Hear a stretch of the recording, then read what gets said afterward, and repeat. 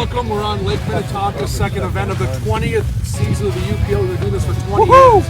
It's crazy. I mean, it's pretty awesome. 8 o'clock sharp, these teams take off.